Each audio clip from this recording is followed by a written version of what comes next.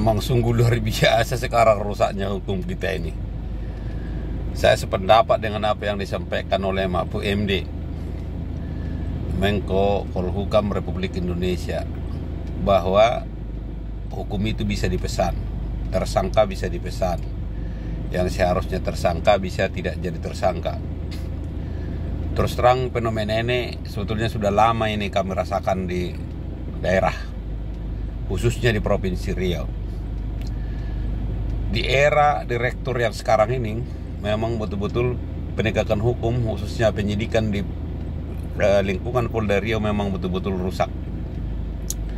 Yang pertama, ada seseorang mempertahankan haknya, terjadi sengketa antara masyarakat dengan PT Ararabadi karena mempertahankan haknya, lalu ditersangkakan dengan tuduhan penghasutan dan perbuatan tidak menyenangkan, pasal 160 dan 335 KUHP.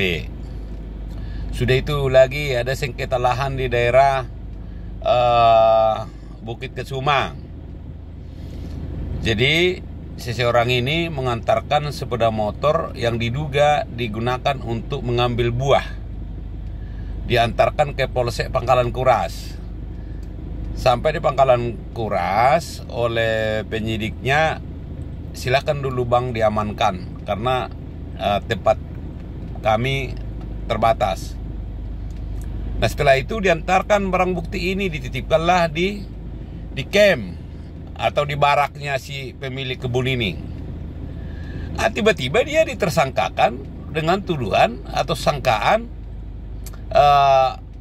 perampasan. Memang betul-betul luar biasa, rusak segala sendi-sendi ini hukum di Republik ini belakangan ini. Nah, saya ada melaporkan perkara tentang pengerusakan pondok, ya kan, di mana tempat ini saya sewa dari seseorang. Bukan sewanya itu dengan tanah timbun. Tanah ini rendah, lalu saya timbun. Setelah saya timbun, setelah saya minta izin, lalu saya timbun, lalu saya bangun. Tanpa ada konfirmasi, pemilik tanah ini merusak bangunan saya ini. Saya laporkan ke polisi. SP3 memang ngeri. Nah, ketika kita tanya, kenapa bisa SP3? Katanya dia sudah izin. Izin sama siapa? Sementara saya sebagai pemilik gak pernah merasa memberikan izin. Kalau sudah saya beri izin, ya nggak mungkin dong saya laporkan. Tetapi kenapa ini SP3?